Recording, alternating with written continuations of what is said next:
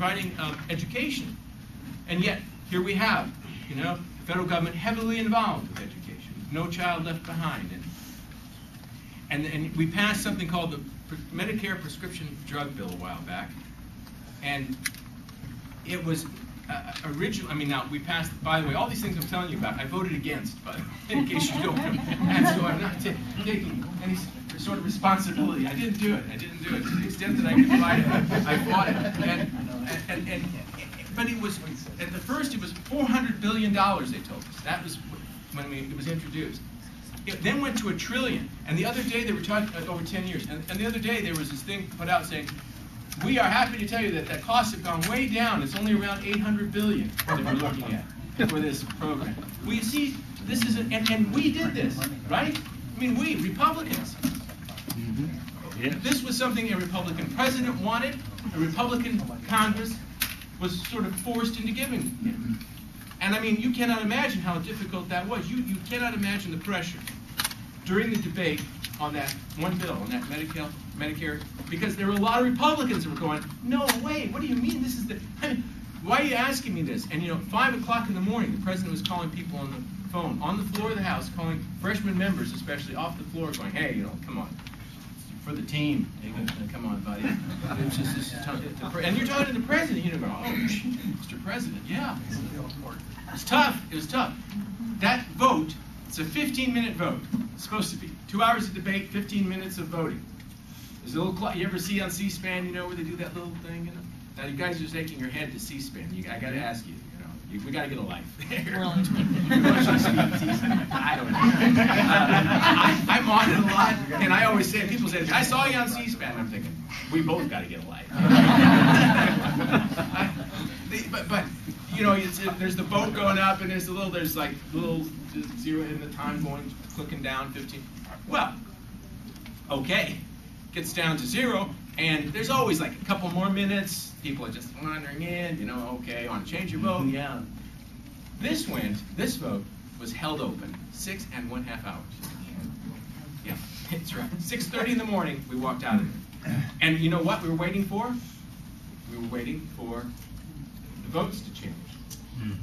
And arms to be, you could hear cracking sounds all over the arms breaking. That's right. And you'd watch, and you'd go, ching, ching, one more. As soon as you got, to the tip, bang, hammer down, we get to go. And I'm thinking to myself, how do you, let me tell you, by the way, that was a really interesting day. Because I, as you probably know, the president and I, we don't hit it off. Good. I am not invited to the White House.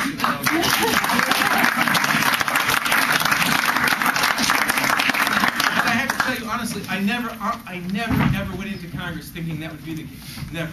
I never thought I'm going to go in and be, at odds with the president of my party. Never. I never thought that. I never thought I'd be at odds with my own leadership. But as I say, you take an oath. And when you take the oath, there's nothing in there, not one word about the party, not one word about the president. You take an oath to uphold the Constitution. And so, it's an oath that I must admit to you, it means more to me than my affiliation with the party, which goes back as far as I can remember. I was in a Catholic school, and in 1960, and I went to St. Catherine's and Holy Family High School. By the way, all this will be on our blog, will it not? Okay, we had a little tour of Tancredo land in North Denver not too long ago when Mike was blogging, and we had all this, where I went to school and everything. Anyway, I was in Holy Family High School, and it was 1960, and there's a mock election, right? And for the election that was coming up, which was Kennedy versus Nixon, and so the vote was 90-2. Remember, we're in a Catholic school, or pretty much knew who you were supposed to be. It was 90-2, and I never figured out who the other person was that voted. And I did not vote twice. But I just mean I've been a Republican for a long time. I certainly have those credentials. So when I say to you, I came in, I always thought I was going to be on the team, exactly, and that we were going to move forward. I was in Ronald Reagan's administration. I loved every single minute of it, every single minute of it. I mean, there was a guy who I believed in. He said what he said. You felt as though you just knew his heart was in the right place. And I always felt like we were part of this great crusade, and I loved it. I loved being part of his administration. And by the way, I always say, I knew Ronald Reagan. I know Ronald Reagan, I admit that, but he's a great, wonderful, wonderful role model, and for the country. And also, you know what he gave us? He gave us somebody to vote for, to be excited about.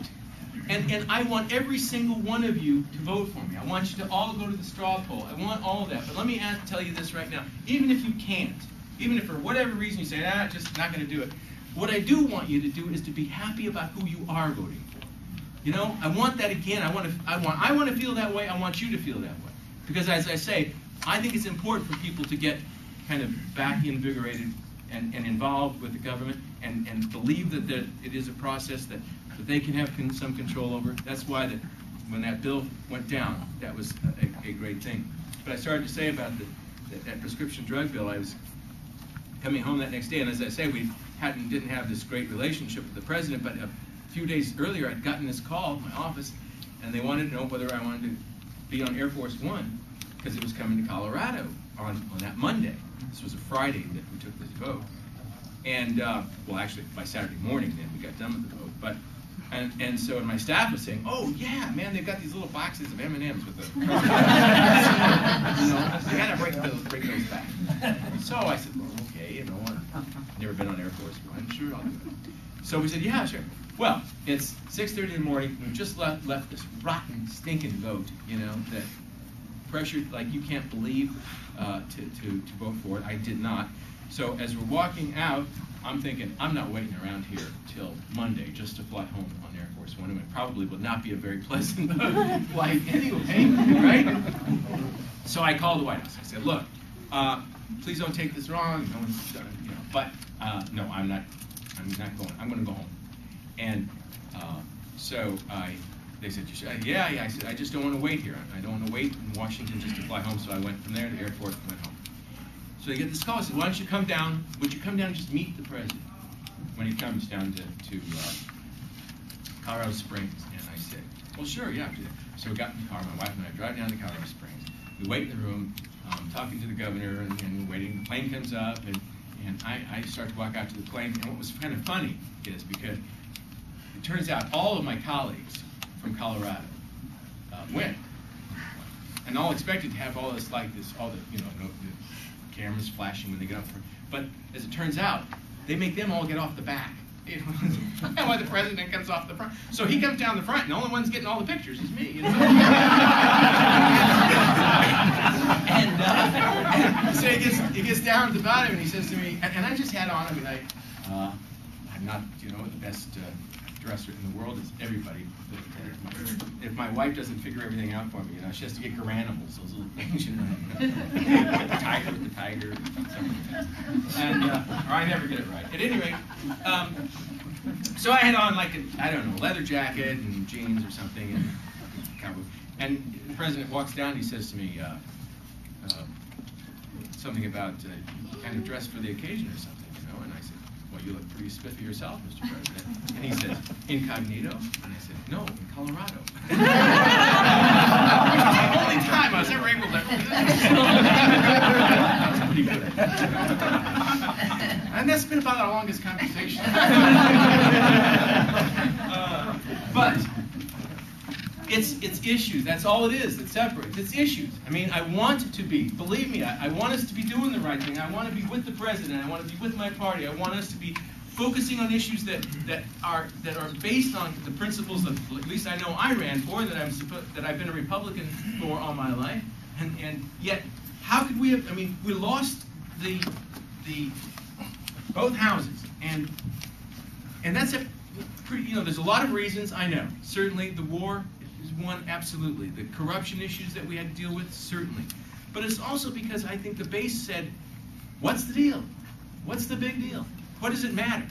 You elect one group, when they expand government and